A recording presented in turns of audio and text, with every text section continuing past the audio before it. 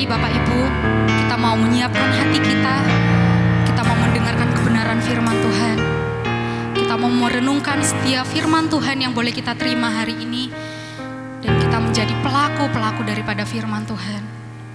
Kami mengasihi-Mu Tuhan. Kaulah segalanya bagi hidup kami, Yesus. Terima kasih Tuhan.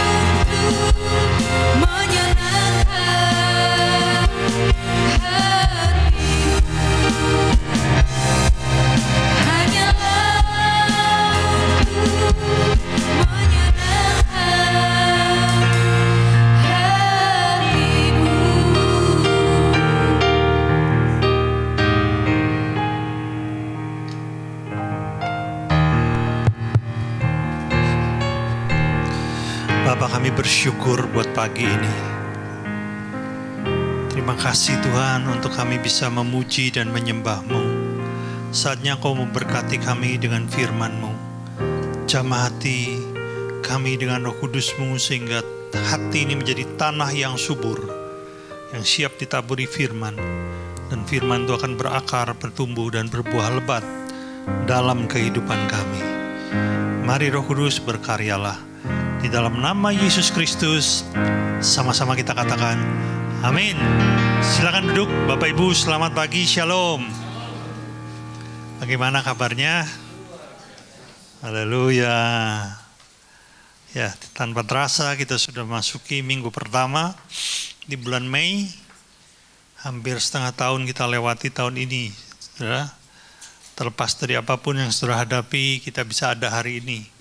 Itu karena kemurahannya. Saudara, saya mau menunjukkan sebuah foto. Jadi tampilkan Florence Chadwick.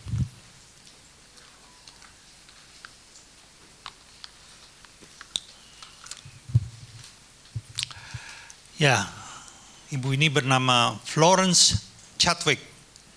Dia seorang warga negara Amerika.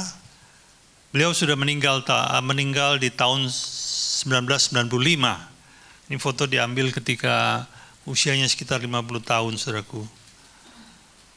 Ibu ini adalah seorang perenang Amerika yang beberapa kali mencetak rekor dunia. Salah satu rekor yang dicatatnya adalah ketika dia menyeberangi Selat Catalina, yaitu selat yang terletak di antara pantai California dan Pulau Catalina. Jarak dari pantai California mencapai Selat Catalina itu 34 km, saudara ya, cukup jauh. Nah, satu kali ketika dia mau mencoba, karena sebelumnya tidak ada yang pernah berhasil menyeberangi Selat Catalina, dia menjadi perenang pertama. Dan lagi dia ini seorang perempuan, saudara ya. Jadi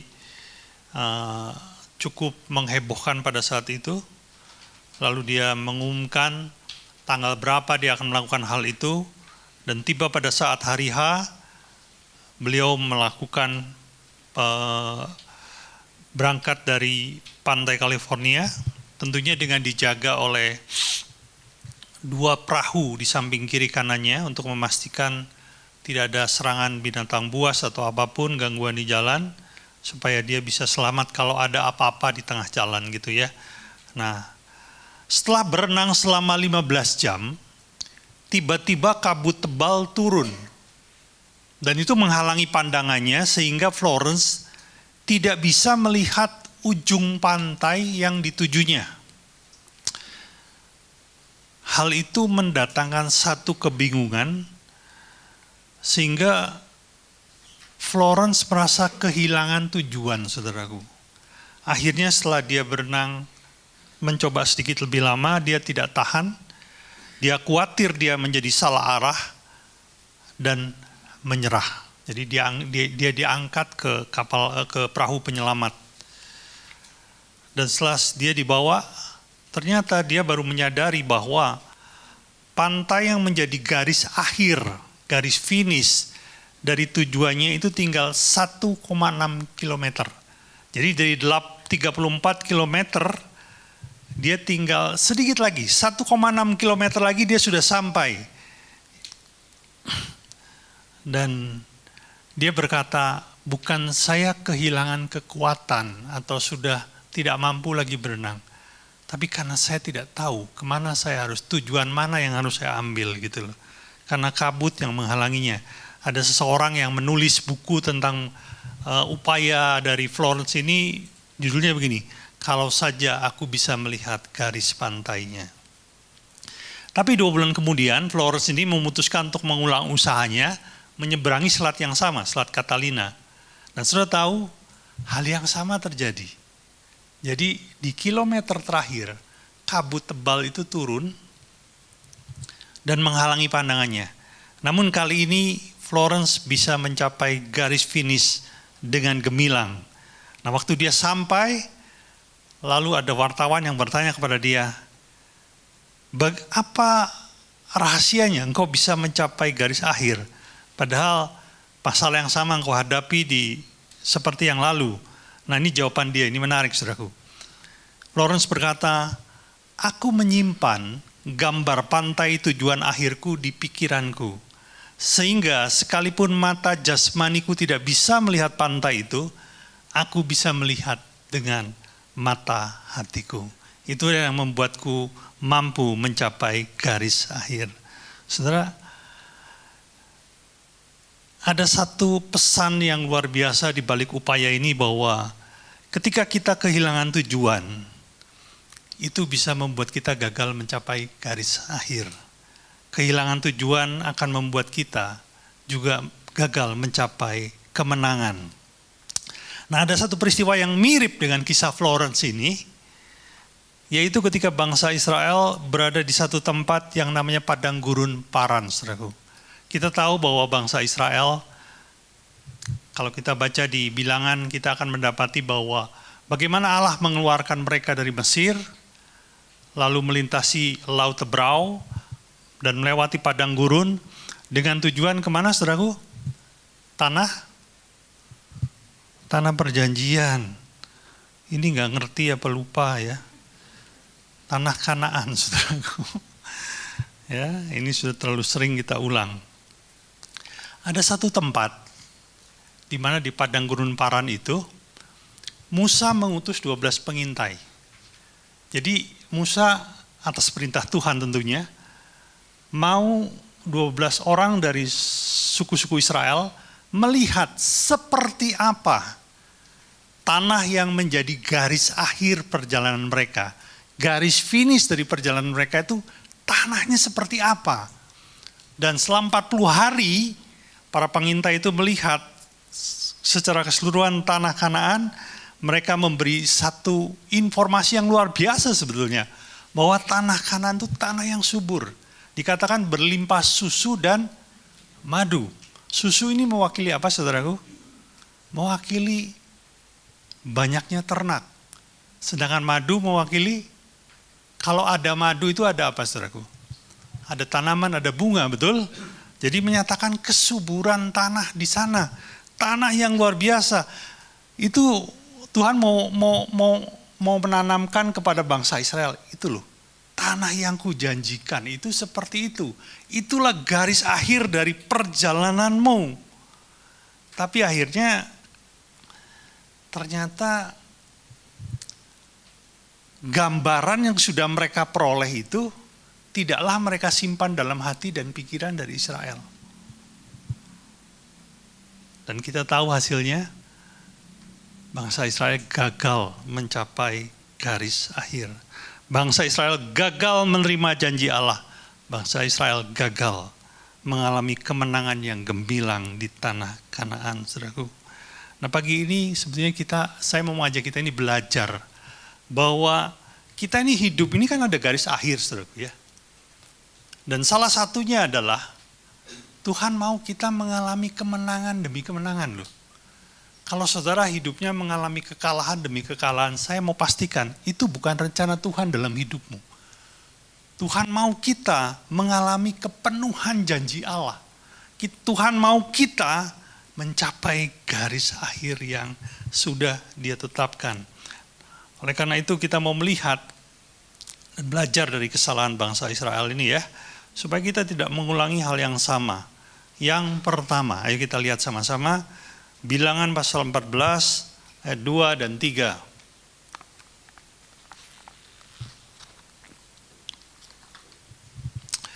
Bunyinya begini. Bersungut-sungutlah semua orang Israel kepada Musa dan Harun, dan segenap umat itu berkata kepada mereka, sekiranya kami mati di tanah Mesir atau di padang gurun ini. Saudara, ini diucapkan Israel ketika mereka sudah dapat gambaran tentang seperti apa itu Kanaan. Jadi ketika 12 pengintai itu pulang memberi laporan seperti apa Kanaan, ini respon mereka. Ayat 3 berbunyi, mengapakah Tuhan membawa kami ke negeri ini supaya kami tewas oleh pedang dan istri serta anak-anak kami menjadi tawanan? Bukankah, perhatikan apa? Lebih baik kami pulang ke Mesir. Saudara, hal pertama yang menyebabkan bangsa Israel gagal mencapai garis akhir adalah setiap kali bangsa Israel itu mengalami masalah dalam perjalanan, mereka selalu bilang, kami ingin pulang ke Mesir, itu lebih baik. Seharusnya kami ini enggak meninggalkan Mesir. Bahkan mereka bilang, seharusnya lebih baik lagi kalau kami ini bisa mati di Mesir. Buat apa kami mati di padang gurun? Buat apa kami mati di Kanaan? Setiap kali mereka menghadapi masalah, mereka bilang apa? Lebih baik kalau kami kembali ke Mesir. Dan ini kita nggak perlu buka ya, ceritakan aja. Ketika mereka baru saja keluar dari Mesir, baru keluar dari Mesir, kan ceritanya itu dikejar oleh tentara Firaun yang mau menangkap mereka kembali, dan mereka diperhadapkan dengan Laut Tebrau. Di depan ada laut, di belakang ada tentara-tentara Mesir yang sedang mengejarnya. Di saat itu mereka bilang, aduh ngapain sih kita keluar dari Mesir? Adalah jauh lebih baik kalau kita kembali ke Mesir. Padahal setelah itu Tuhan membuat laut itu terbelah. Dan setelah melewati laut itu harusnya mereka sadar, wah ada penyertaan Tuhan ini dalam perjalanan kita. Kita nggak perlu takut lagi. Tapi satu kali ketika mereka berjalan di padang gurun, mereka diperhadapkan dengan satu masalah. Sebenarnya masalah yang sifatnya sementara, yaitu mereka kehabisan bahan makanan. Mereka Alkitab katakan mereka bersungut-sungut. Dan sungut-sungut itu bunyinya apa? Adalah lebih baik kalau kita ada di Mesir. Kita bisa makan ini, makan itu, makan ini katanya. Padahal setelah itu apa yang Tuhan buat? Tuhan menurunkan mana? Bahkan Tuhan mendatangkan burung puyuh. Katanya mereka nggak bisa makan roti dan makan daging. Tuhan cukupi loh. Nggak berapa lama, masalah yang kedua sudah berlalu, mereka bertemu dengan masalah yang ketiga. Apa? Mereka kehabisan air. Dan mereka bersungut-sungut kembali, yang dikatakan sama saudaraku. Adalah lebih baik kalau kita kembali ke Mesir. Kalau kita tidak meninggalkan Mesir, di sana kita bisa minum sepuas-puasnya. Dan itu pun sifatnya sementara. Ketika Musa memukul bukit batu mengeluarkan air berlimpah. Tapi yang saya mau katakan kepada kita pagi ini begini. Setiap kali mereka hadapi masalah, mereka selalu ingin kembali ke Mesir. Saudara. Kembali ke Mesir ini bicara apa sih? Kembali ke Mesir ini bicara kembali kepada kehidupan yang lama. Mesir ini lambang dosa. Jadi setiap kali ada apa-apa, stres, panik, atau apapun yang menghadang mereka, enak hidup yang lama gitu. Bahkan coba kita lihat satu ayat ya, Bilangan 11 ayat 5. Ini perkataan orang-orang Israel. Kita teringat kepada ikan yang kita makan di Mesir, dengan tidak membayar apa-apa, kepada mentimun dan semangka, bawang prei, bawang merah, bawang putih. Yang mereka ingat apa? Betapa nikmatnya dulu hidup di Mesir. Saudara, pernah nggak ada saudara yang berpikir, dulu waktu kita hidup dalam dosa itu sebetulnya enak ya, nikmat ya. Mau ini boleh, mau itu nggak ada yang melarang, mau apapun yang kita buat dalam hidup ini, kita ini bebas. Ya, mau merokok, mau judi, mau minum, mau dusta, mau apapun, kita bebas mau lakukan apa saja, saudaraku. Kok nggak seperti hari ini ya? Mau ini nggak boleh, mau itu nggak boleh. Pernah saudara berpikir seperti itu? Sebetulnya, saudara, itu konsep berpikir yang salah, saudaraku. Bukan karena kita nggak boleh, tapi saya ini contoh ya, saya ini perokok. Dulu bukan hari ini saudara ya. Satu hari minimal 2 bungkus. Waktu itu zaman rokok yang namanya bentul biru, saudara tahu ya. Saya nggak tahu itu rokok masih ada nggak. Pabriknya sih masih ada kelihatannya. Nah itu udah rokoknya gede, panjang lagi ya. Istilahnya sedikit lebih tebal dari gudang garam katanya begitu. Itu satu hari 2 bungkus saudara. Hari ini saya nggak merokok. Buat saya ini terbebas dari kecanduan rokok. Bukan saya merasa dilarang merokok, tapi saya merasa terbebas. Saya bisa terbebas loh, saudaraku. Demikian pula dengan minuman, judi dan lain-lainnya, saudara. Saya mau tanya kepada saudara pagi ini, apa sih yang membuat kita itu mau menghidupi satu dosa gitu? Apa sih sebetulnya? Saudara pernah berpikir nggak? Apa yang membuat kita, saudara kan sadar ya, dosa itu sebenarnya akibatnya buruk. Tapi kenapa kita itu mau melakukan dosa? Sebetulnya membuat orang melakukan dosa itu kan daya tarik kenikmatannya, betul nggak? Ada kenikmatan dalam dosa itu. Sebagai contoh nih ya, hari ini kalau dulu zaman saya nggak ada. Hari ini kalau saudara beli rokok, ada tertulis apa? Merokok dapat menyebabkan kanker, serangan jantung, impotensi, gangguan kehamilan, dan janin. Itu kan ada di setiap bungkus rokok. Masih banyak nggak yang beli? Masih banyak, saudara. Udah tahu ujungnya ke sana, kok masih dibeli? Apa yang membuat mereka beli? Kenikmatannya yang menggoda mereka. Ya, apa yang membuat orang berselingkuh? Kenikmatannya. Apa yang membuat orang berdusta? Kenikmatannya, saudaraku. Ya, saya ingat benar. Ya, waktu saya kelas 5 SD, saya hidup dengan papa mama saya di Bandung waktu itu. Setiap kali ulangan itu kan harus ditandatangani oleh orang tua saya. Kalau hasilnya dibagikan, misalnya dapat 10 gitu, Pak minta tanda tangan gitu. Untuk memberitahu, untuk menjadi sebuah catatan bahwa hasilnya sudah diketahui oleh orang tua. Tapi saudara, apa yang saya buat waktu hasilnya 5? Saya nggak minta tanda tangan, saudara. Saya tanda tangani sendiri. Kenapa saya berbohong? Karena kalau saya ketahuan, saya dimarahin. Lebih baik saya nggak dimarahin. Lebih nikmat nggak dimarahin kan? Betul apa betul? Iya kan?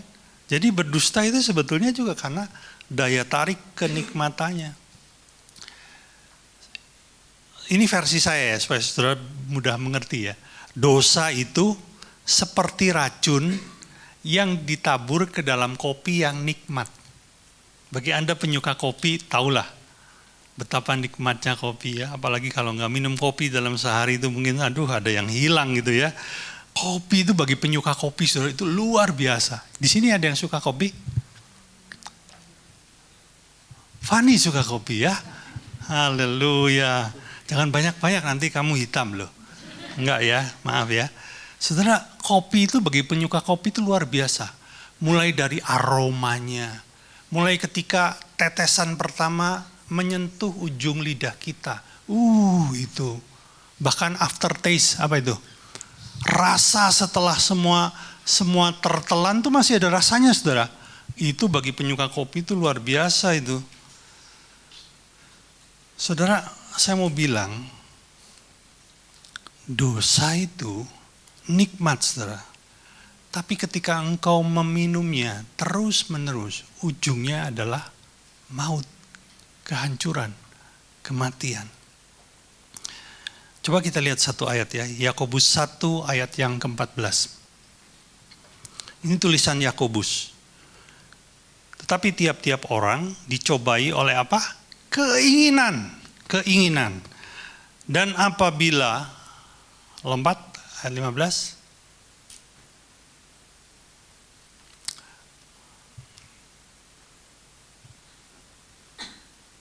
Dan apabila keinginan itu telah dibuai, ia melahirkan dosa.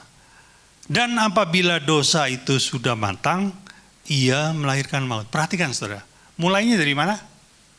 Keinginan. Kalau dalam bahasa Inggris menggunakan kata lust, bisa diartikan sebagai nafsu jahat yang muncul dari dalam. Atau kita bilanglah dari keinginan yang jahat. Dan ketika keinginannya ini dituruti, maka lahirlah dosa. Ketika dosa ini terus dihidupi, dosa itu menjadi matang dan ujungnya berakhir pada maut. Ada satu proses yang tidak terjadi seketika, tapi itu dimulai dari keinginan, saudaraku. Nah, banyak orang bergumul dengan dosanya. Saya melakukan dosa ini, dosa pornografi, dosa ini, dosa arah. Dia bergumul dengan dosa yang sebetulnya yang harus di stop adalah apa? Keinginannya. Waktu keinginan itu muncul, kita harus bisa mengendalikan, menekan dan menolaknya. Ya, saya ingat waktu pertama kali saya memutuskan untuk berhenti merokok. Apakah ketika saya bilang, Tuhan, dalam nama Yesus, saya nggak mau ngerokok lagi. Selesai. Oh enggak saudara, besok ya, habis makan pagi, secara nggak langsung kebiasaan daging yang lama muncul. Mana ya rokoknya? Lupa kalau rokoknya udah dibuang saudara. Oh iya udah saya buang. Gimana kalau beli sebatang aja, beli sebatang. Hari ini sebatang aja. Saudara, itu kan keinginan. Tapi waktu keinginan muncul, saya berkata, aku sudah ditebus oleh darah Yesus. Aku menolak untuk kembali kepada dosa. Stop, saya bisa melaluinya. Apakah keinginan itu berhenti?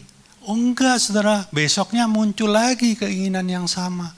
Dan itu harus terus menerus ditolak, ditekan, dan diusir.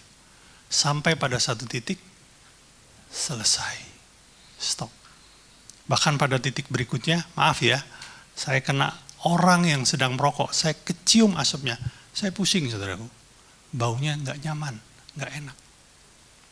Ada sebuah proses, dan sebetulnya yang perlu kita tolak apa? Keinginannya. Oleh karena itu sebetulnya pertobatan itu tidak bisa setengah-setengah saudaraku. Bertobat itu total. Nggak bisa setengah-setengah saudaraku. Aduh, saya punya selingkuhan 5, saya mau kurangi dulu lah. 4 dulu, gitu ya. Ada seorang ibu berdoa dengan sungguh-sungguh. Kenapa? Suaminya ini luar biasa nakal saudaraku. Udah suka judi, suka minum, melakukan KDRT, ya, suka tempeleng istrinya. Di sini kan nggak ada ya, nggak apa-apa. Jadi bahkan, nah yang paling terakhir tuh nggak enak tuh, suka berzina. Ibu ini cinta Tuhan, saudaraku. Apa yang dibuat sama ibu ini? Dia berdoa setiap hari, Tuhan, aku mohon Engkau menjamah hati suamiku, rubah dia Tuhan. Engkau tidak menginginkan aku bercerai. Kalau begitu aku minta Engkau merubah dia Tuhan. Dia berdoa setiap hari, berbulan-bulan bahkan bertahun-tahun. Ibu ini setia saudaraku. Dan tahu saudara, satu hari suaminya bangun tidur pagi-pagi, terus dia lihat istrinya. Mah, aku mau bicara sebentar mah. Oh iya, kenapa Pak? Aku memutuskan bertobat. Oh luar biasa ya.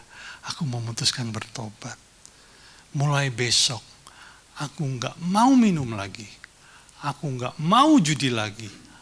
Aku nggak mau mukul mama. Cuma berzina, masih tetap saya jalani mah. Tahu nggak apa yang mamanya buat? Papa sudah ngopi belum?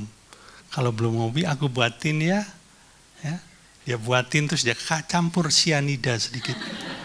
Ngopi Pak, gitu. Nggak bisa saudaraku, setengah-setengah. Kalau kita mau bertobat, udah putuskan aja. Masalah mampu atau tidak mampu, itu urusan dia. Buat keputusan hati, kita nanti kalau mau bersungguh-sungguh, dia akan mampukan kita. Kita minta kasih karunia. Saudara, kalau anak saya meminta sesuatu, dan saya tahu yang diminta itu benar, betul dan baik, saya nggak punya pun saya ada-adain loh saudara. Karena saya tahu permintaannya benar. Apalagi kita minta kepada Bapa di surga, untuk kita bisa hidup benar di hadapannya. Tangkap saudara hal yang pertama, kalau engkau mau mencapai garis akhir dan mengalami kemenangan dalam kehidupan, jangan kembali kepada kehidupan lama. Sederhana sekali. Yang kedua ya, saya nggak akan bicara panjang. Bilangan 14 ayat 9.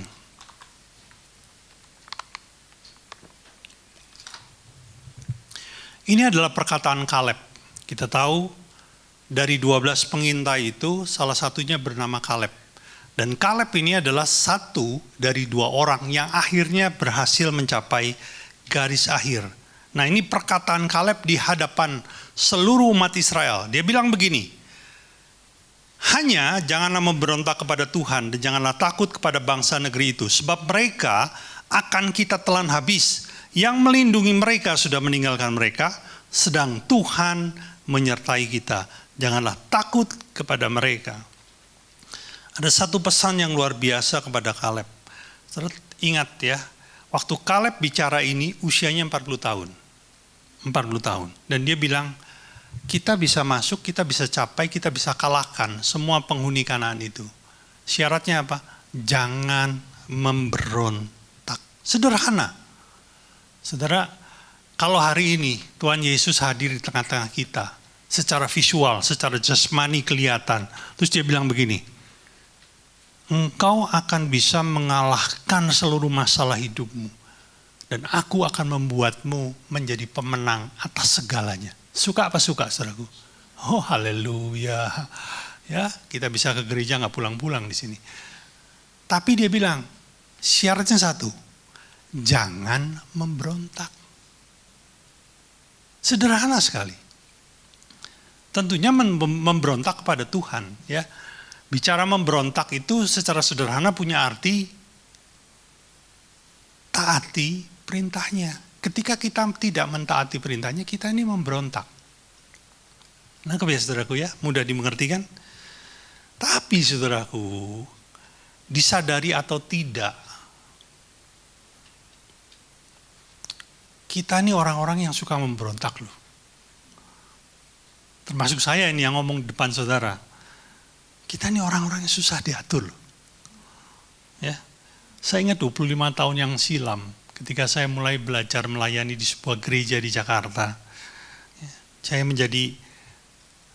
cuma menjadi tukang, bukan tukang, istilahnya penjaga pintu yang menyalami setiap jemaat yang mau masuk ruang ibadah.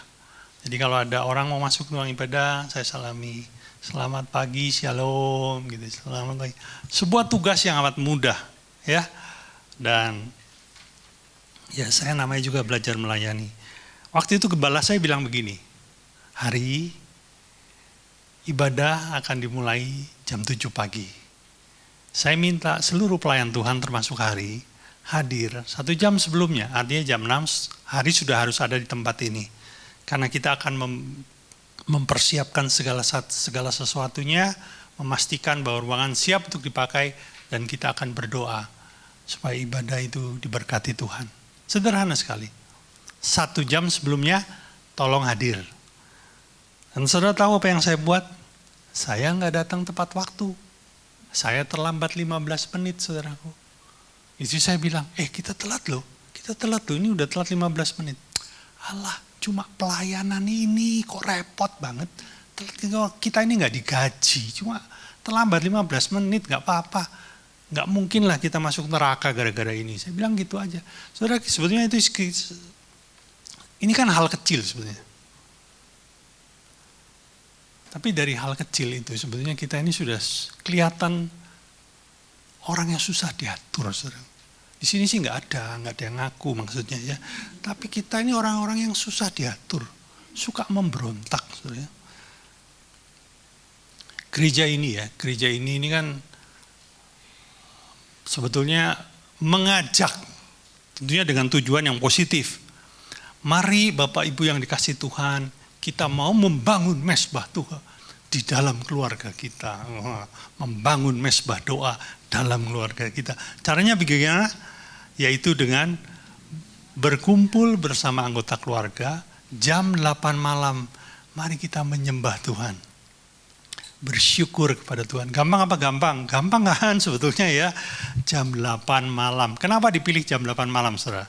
Karena saya berpikir jam 8 malam itu kita sudah pulang kerja, sudah mandi, sudah makan, sudah menyelesaikan hampir semua yang harus dikerjakan pada hari itu.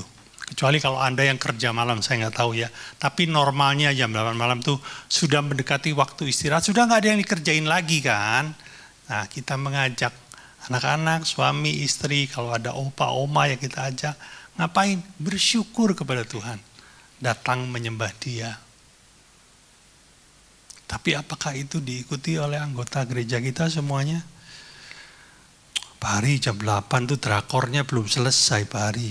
Nanti ajalah, besoklah, beginilah. Belum lagi kalau apa? Ada acara, diajak ketemuan macam-macam. Akhirnya itu jadi prioritas kapan? Terakhir.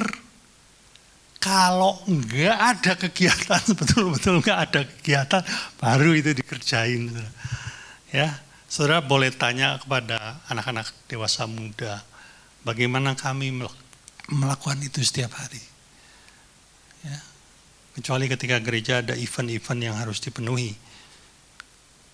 Dari situ sebenarnya kita kelihatan kita ini, maaf ya, susah diatur saudaraku.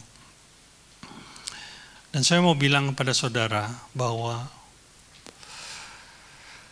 ketaatan itu, ini versi saya, ketaatan itu sebenarnya ada levelnya saudaraku. Artinya begini, Anda bisa taat kalau Anda bersedia melatih dirimu untuk menjadi taat. Jadi taat itu perlu latihan. Coba katakan, 1, 2, 3. Taat itu. Dan kita harus mau belajar untuk mentaati hal-hal kecil dulu, saudaraku. Baru nanti kita akan bisa belajar pada hal-hal yang lebih besar. Kalau misalnya kita diminta untuk datang tepat waktu, kita masih kesulitan, kita masih belum bisa taat, bagaimana kalau Tuhan bilang, tinggalkan Malang, pergi ke Papua, beritakan Injil di sana, saudara. Udah kejauhan, saudara. Kita harus mau belajar taat dari hal-hal yang paling kecil dulu. Saudara, saya mau melihat, kita mau melihat bersama, coba apa yang dialami Kaleb. Tadi saya ucapkan bahwa Kaleb ketika mengatakan jangan memberontak itu usianya berapa? 40 tahun. Nah, 45 tahun kemudian dia mengingatkan hal ini. Jadi di usia 85. Mari kita melihat Yosua pasal 14 ayat yang ke-7. Ini perkataan Kaleb. Aku berumur 40 tahun ketika aku disuruh Musa hamba Tuhan itu dari Kades Barnea untuk mengintai negeri ini. Dan aku pulang membawa kabar kepadanya yang sejujur-jujurnya. Dia bilang, dia mengingatkan 40 tahun yang lalu aku mengintai Kanaan. Ayat 8. Sedang saudara-saudaraku yang bersama-sama pergi ke sana dengan aku membuat tawar hati bangsa itu. Aku tetap mengikuti Tuhan Allahku dengan sepenuh hati. Lompat ayat 10. Jadi sekarang sesungguhnya Tuhan telah memelihara hidupku seperti yang dijanjikannya. Kini sudah 45 tahun lamanya sejak diucapkan Tuhan firman itu kepada Musa, dan selama itu orang Israel mengembara di padang gurun. Jadi sekarang umur Kaleb berapa? 85 tahun. 85 tahun. Kita lompat ke ayat 12. Oleh sebab itu berikanlah kepadaku pegunungan yang dijanjikan Tuhan pada waktu itu, sebab engkau sendiri mendengar pada waktu itu bahwa di sana ada orang enak dengan kota-kota yang besar dan berkubu. Mungkin Tuhan menyertai aku sehingga aku menghalau mereka seperti yang difirmankan Tuhan. 13. Lalu Yosua memberkati Kaleb bin Yefune dan diberikannya lah Hebron kepadanya menjadi milik pusakanya. Lompat ke ayat 15. Perhatikan saudara, nama Hebron dahulu adalah Kiryat Arba. Arba ialah orang paling besar di antara orang enak. Dan amanlah negeri itu berhenti berperang. Saya ceritakan dengan versi yang lebih mudah dimengerti. Ketika Kaleb berkata 40 tahun yang lalu, aku pernah berkata, jangan memberontak. Kaleb hidup selama 45 tahun kemudian mentaati prinsip yang dikatakannya itu. Kita nggak usah buka ya, Alkitab mencatat Yosua dan Kaleb berhasil masuk Kanaan, bukan berhenti sampai di sana, mereka harus memimpin peperangan demi peperangan. Mereka mengalahkan, ini saya sebut beberapa supaya saudara mengerti, mulai dari Raja Yeriko, Raja Ai, Raja Yerusalem, Raja Lakis, Raja Eglon, Raja Geser, dan banyak raja-raja yang lain dikalahkan oleh Kaleb. Dan saudara tahu, tanah-tanah yang sudah direbut oleh Kaleb itu ternyata tidak diberikan kepada Kaleb, tapi diberikan dahulu kepada saudara-saudara sebangsanya.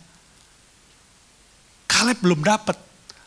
Kenapa? Karena perintah Tuhan yang datang kepada Kaleb begini. Engkau harus pergi berangkat berperang manakala aku mengutus engkau berperang. Jadi setiap kali ada perintah Tuhan, serang Yeriko, serang Ai, serang Yerusalem, Kaleb tidak pernah memberontak, dia taati. Padahal tanah yang berhasil direbutnya bukan menjadi miliknya. Diberikan dulu kepada saudara-saudaranya dulu. Dan sebetulnya ketika terakhir dia berkata, sekarang aku umur 85, udah 45 tahun dia taati, dia sama sekali tidak memberontak kepada Tuhan. Dia bilang gini sama Yosua, itu di sana ada satu kota yang dihuni oleh orang-orang enak, yang paling kuat, paling besar, paling ditakuti, namanya Kiryat Arba. Berikan kepadaku, aku masih kuat untuk merebut kota itu. Dan Alkitab mencatat, Kaleb berhasil merebut kota itu. Tahukah saudara, yang direbut Kaleb itu jadi di akhir-akhir, ketika semua saudaranya udah dapat, baru dia dapat yang terakhir. Arba ialah orang paling besar di antara orang enak.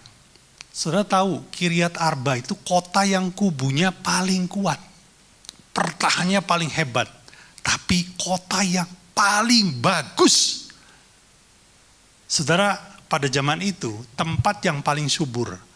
Tempat yang paling, katakan, paling bernilai, itu selalu dihuni oleh orang-orang yang paling kuat. Itu pasti. Dan Kaleb dapatkan yang terbaik. Kenapa? Dikatakan karena dia hidup tidak memberontak. Saudara, kalau engkau mau mengalami kemenangan yang besar dan memperoleh tempat yang terbaik, menjadi bagian dari pusakamu, mari belajar. Belajarlah untuk mentaati Tuhan. Karena saya tahu belajar itu perlu proses. Belajar coba. Bahkan dikala orang-orang menganggap itu kan remeh, itu kan sesuatu yang gak penting. Gak apa-apa, belajar aja. Belajar untuk taat. Dan saya percaya kalau engkau setia di situ, itu akan membawamu kepada garis akhir. Yang ketiga, yang terakhir, ini benar-benar yang terakhir, saudaraku ya. Bilangan 14 ayat 7 dan 8. Nah saudara, ini sebetulnya mirip dengan apa yang dialami oleh Florence Chadwick, perenang Amerika tadi. Ya, Kaleb bilang begini, dan berkata kepada segenap umat Israel, negeri yang kami lalui untuk diintai itu adalah luar biasa baiknya. Ayat 8, jika Tuhan berkenan kepada kita, maka ia akan memberi kita masuk ke negeri itu dan akan memberikannya kepada kita, suatu negeri yang berlimpah-limpah susu dan madunya. Saudara, Kaleb sedang apa? Sedang menaruh gambar dari garis akhir yang akan ditujunya di dalam hati dan pikirannya. Itu loh, tempat yang akan menjadi tanah pusakaku adalah tempat yang luar biasa. Itu ditaruh di hati dan pikirannya. Oleh karena itu setelah dia 45 tahun mengikuti perjalanan bersama Yosua, hal itu enggak pernah dilupakannya. Saya mau tanya kepada saudara, Apa tujuan yang paling kau kejar dalam hidup ini? Garis akhir apa yang paling kau kejar dalam hidup ini? Maaf kalau engkau berkata uang, aduh orang gak ikut Tuhan pun juga tahu itu saudara. Buat apa ikut Tuhan kalau saudara hanya mengejar duit? Anda salah loh. Apa coba? Saudara tahu nggak? Waktu kita nanti berjumpa dengan Tuhan, itu ada pertanyaan-pertanyaan yang akan ditanyakan kepada Anda dan saya. Harusnya kita bisa menjawab. Harusnya kita membawa sesuatu seperti yang Tuhan mau kan? Oleh karena itu saya nggak mau buka ayat lagi, saya akan memberikan sebuah kesimpulan saja. Supaya kita menyimpan hari ini gambaran dari garis akhir yang kita mau raih dalam kehidupan ini. Sasaran akhir dalam kehidupan ini. Ya, satu, ini pasti saudara setuju. Aku akan menang atas setiap masalahku. Setuju, amin? Ya, jadikan itu sasaranmu. Tapi itu bukan satu-satunya. Dua, aku akan menjadi berkat bagi orang di sekitarku. Tiga, aku akan memiliki karakter Kristus. Karena ini yang nanti dicari Tuhan waktu kita bertemu dengan Dia. Empat, aku akan berbuah lebat seperti yang Tuhan mau. Jadikan itu garis akhir, sasaran kehidupanmu, saudara. Bukan yang lain. Saya tidak mengatakan cari uang itu salah. Saya tidak mengatakan bisa beli rumah itu salah. Mendapatkan fasilitas itu salah. Enggak, itu enggak salah semuanya. Tapi kalau engkau ikut Yesus hanya sebatas itu, engkau salah sasaran. Amin, saudaraku. Sehingga kita bisa mengucapkan seperti yang dikatakan oleh Paulus ya. Saya akan bacakan. Paulus bilang begini, aku telah mengakhiri pertandingan yang baik. Aku telah mencapai garis akhir. Dan aku telah memelihara iman. Siap untuk menerima mahkota kehidupan. Harusnya itu loh yang kita kejar. Amin, saudaraku. Haleluya. Baik, saya percaya firman pagi ini memberkati kita. Saya mau ngajak kita menyembah Tuhan sebentar. D, worship chord aja deh.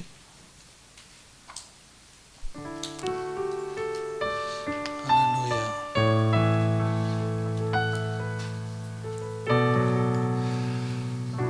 Oh, haleluya.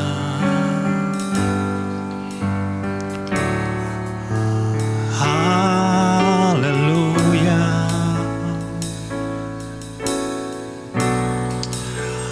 Haleluya.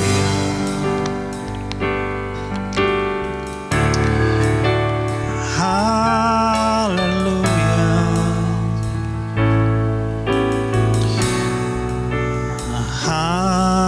Haleluya.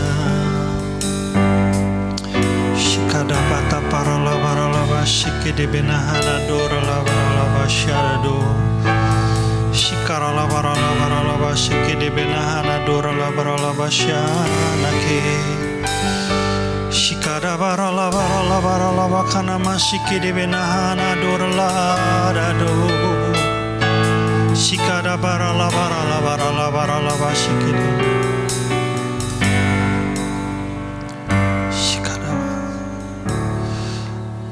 Makasih Tuhan. Ku mau setia sampai akhir, melayani seumur hidupku, sampai ku dapatkan mahkota kehidupan di dalam kerajaan. Ku mau setia.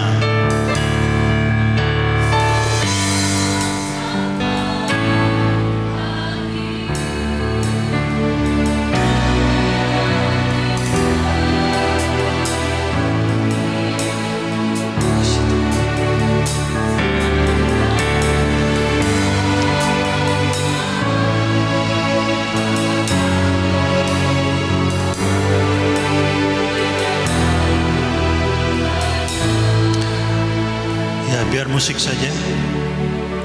Hari ini kita akan menerima perjamuan kudus, saudara yang kasih Tuhan. Mari kita menerima perjamuan ini dengan cara yang benar. Akuilah dosamu di hadapan Tuhan, supaya engkau dikuduskan oleh darahnya, dan kita layak menerima perjamuan kudus ini. Terima kasih Tuhan. Terima kasih. Terima kasih Yesus. Saya mohon para pelayan Tuhan bisa membagikan anggur dan roti.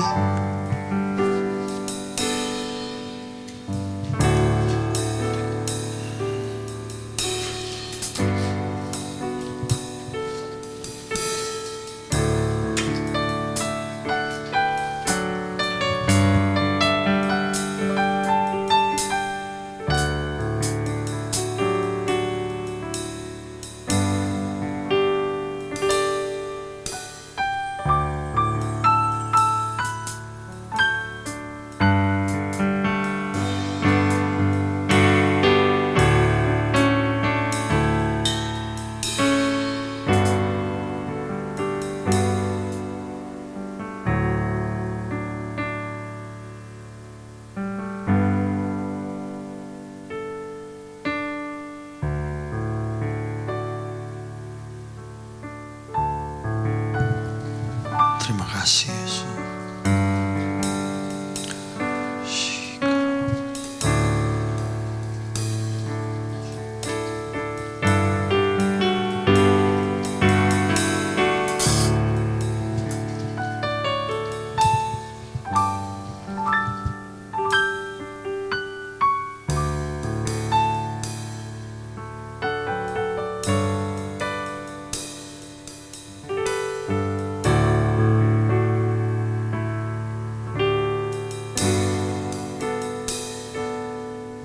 Bagi yang sudah memperoleh anggur dan roti, saya ajak kita bangkit berdiri.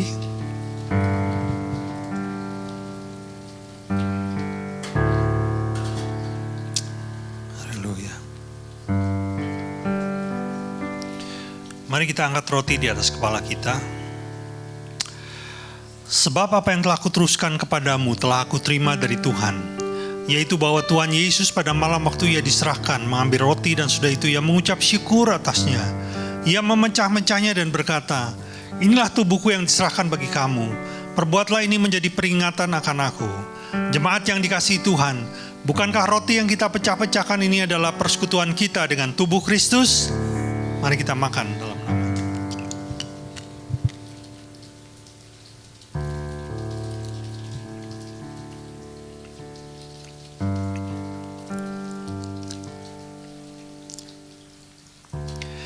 Mari kita angkat cawan di atas kepala kita.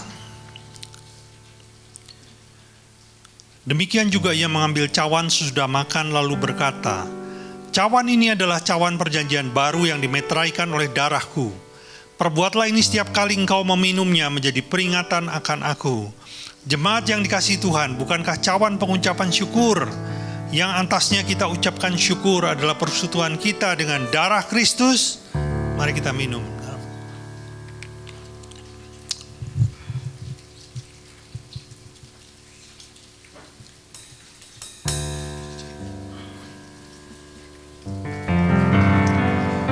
Ku mau setia sampai akhir, melayani seumur hidupku, sampai ku dapatkan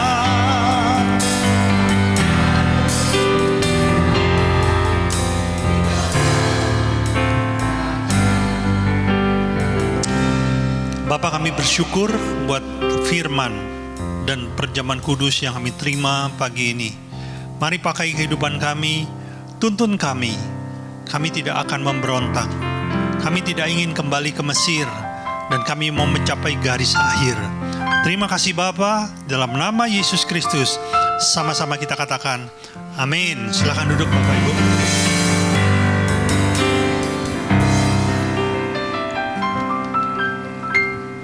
Shalom. Saya akan langsung membacakan pengumuman. Bagi saudara yang ingin memberikan persembahan, bisa mengambil amplop yang ada di depan saudara dan memasukkannya ke kotak persembahan di pintu keluar setelah ibadah ini selesai. Dan ibadah online dapat diakses nanti sekitar pukul 1 siang dan linknya akan diinformasikan melalui grup WA gereja. Dan untuk membangun keintiman dengan Tuhan, gereja mengajak semua jemaat untuk menyembah Tuhan di rumah masing-masing setiap pukul 8 malam. Saudara bisa mengajak seluruh anggota keluarga untuk terlibat di dalam penyembahan. Dan doa malam diadakan hari Rabu pukul 7 malam dan dimohon hadir 15 menit sebelumnya. Komsel Dewasa Muda diadakan setiap hari Sabtu setiap pukul 15.30 dan komsel umum juga diadakan hari Kamis. Kami undang Bapak Ibu untuk bangkit berdiri. Kita tutup ibadah pagi ini dengan doa. Bapa di dalam surga, terima kasih Tuhan, kami bersyukur buat setiap waktu kesempatan yang Kau beri. Ini membuat hidup kami jadi berarti Tuhan. Makasih Tuhan Yesus, kami boleh berhimpun dalam keadaan yang baik, memuji menyembah-Mu, bersuka cita. Terlebih lebih firman-Mu pagi ini Tuhan, memberkati tanah hati kami yang subur. Terima kasih Tuhan, buat tujuan hidup yang Kau beri. Terima kasih Tuhan Yesus, kami bersyukur Tuhan. Kami diciptakan untuk sebuah tujuan hidup yang mulia. Bukan menjadi pecundang, melainkan menjadi pemenang dalam setiap masalah yang boleh kami hadapi. Karena kami menghadapi bersama-Mu Tuhan. Makasih Tuhan Yesus. Kami minta secara khusus kasih karunia-Mu dilimpahkan, berlimpah-limpah dalam hidup setiap kami. Agar kami punya pengendalian hati yang baik dari keinginan-keinginan dosa yang tidak berkenan di hadapan-Mu. Kami minta hati yang taat. Ketaatan mendatangkan berkat ilahi. Ketaatan mendatangkan pemulihan. Ketaatan membuat kami boleh mengalami janji-janji Tuhan yang digenapi dalam hidup setiap kami. Terima kasih Tuhan Yesus untuk firman-Mu. Roh Kudus berkarya meneguhkan hati setiap kami, memampukan setiap kami untuk hidup benar. Makasih Tuhan, kami berdoa untuk Gembala kami Pak Hari. Kami minta hati hamba, hati Bapa senantiasa ada di dalam hidupnya. Memimpin segenap umat-Mu di tempat ini menjadi pribadi yang Engkau mau. Makasih Tuhan Yesus. Kami secara khusus bersehati berdoa untuk agenda-agenda yang Tuhan telah berikan hampir di sepanjang tahun ini Tuhan, setengah tahun. Kami minta tergenapi seluruhnya. Kami minta secara khusus sekali lagi kesehatannya. Disehatkan seluruh sistem yang ada jantungnya, disehatkan, diberikan kekuatan, damai sejahtera secara khusus dilimpahkan. Makasih Tuhan Yesus, berkati istri serta anak-anaknya. Kami berdoa untuk segenap umat-Mu, GBH di tempat ini, seluruh hamba-hamba Tuhan yang melayani. Kami minta Tuhan, Engkau berkarya Tuhan atas hidup setiap kami. Pakai hidup kami menjadi alat-Mu di akhir zaman secara militan Tuhan. Menjadi saluran kasih Tuhan, saluran untuk kemuliaan Tuhan. Makasih Tuhan Yesus. Kami berdoa untuk bangsa Indonesia. Kami minta belas kasih-Mu tercurah bagi Indonesia. Hujani Indonesia dengan pertobatan serta keselamatan daripada-Mu Tuhan. Kami berdoa buat segenap pemimpin-pemimpin bangsa kami Tuhan. Kami minta Tuhan hikmat kebijaksanaan untuk memimpin bangsa ini kepada kesejahteraan. Makasih Tuhan Yesus.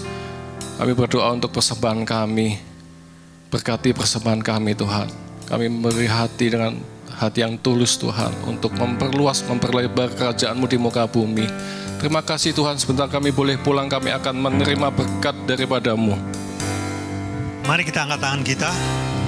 Diberkatilah Engkau berlimpah-limpah dengan segala yang terbaik dari Allah Bapa, kasih-Nya yang sempurna di dalam Yesus Kristus, serta kekuatan, pertolongan, dan penghiburan dari Roh Kudus memampukan engkau untuk hidup dalam segenap kehendak Allah.